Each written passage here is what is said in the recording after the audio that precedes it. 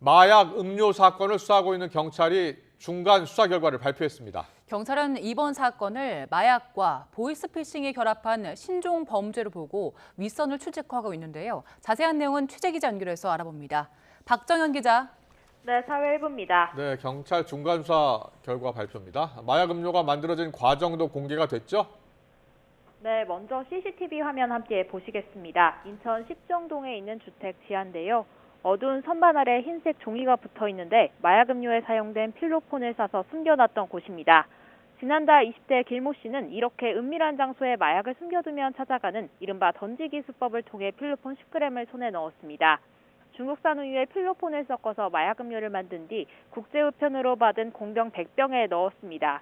또 구인구직 사이트 등에 판촉 행사를 가장한 글을 올려서 마약 음료를 나눠줄 배포책도 모집했습니다. 마약 음료 한 병에는 필로폰 0.1g 정도가 들어갔는데요.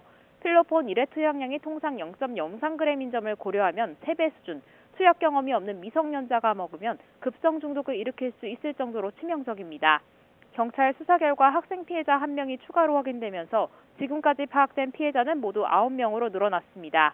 이들 가운데 한 병을 모두 마신 학생 피해자 1명은 일주일 동안 상당한 부작용에 시달렸고 다른 피해자 5명도 어지럼증과 구토 증상을 호소한 것으로 확인됐습니다. 네, 관련 경찰 수사는 어떻게 진행되고 있습니까? 네, 경찰은 지금까지 음료를 제조한 20대 길모 씨를 비롯해 배포책 등 7명을 붙잡았습니다. 이 가운데 오늘 길 씨와 피해자들에게 걸려온 협박 전화의 발신지를 조작해준 혐의를 받는 30대 김모 씨를 검찰에 구속 상태로 넘겼습니다. 또 길 씨에게 던지기 수법으로 마약을 판 혐의로 박모 씨도 검찰에 송치했습니다.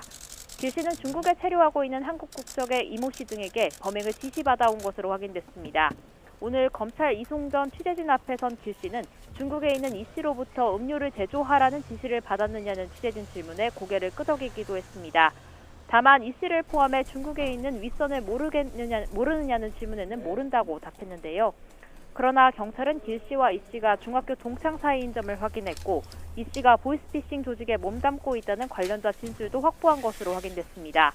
경찰은 이 씨가 지난해 10월 보이스피싱 범죄를 목적으로 중국에 출국한 것으로 보고 있는데요. 경찰은 이번 사건을 마약 범죄의 전형적인 피싱 범죄 수법이 도입된 신종 범죄로 보고 있습니다. 현재 경찰은 이 씨를 비롯해 중국에서 범행을 지시한 3명에 대해 인터폴 적색 수배를 요청하는 등 신병 확보에 주력하고 있습니다. 또 윗선으로 추적되는 이들 피해자가 이용한 SNS 계정 등도 압수수색해서 수사를 이어갈 방침입니다. 지금까지 사회 일부에서 전해드렸습니다.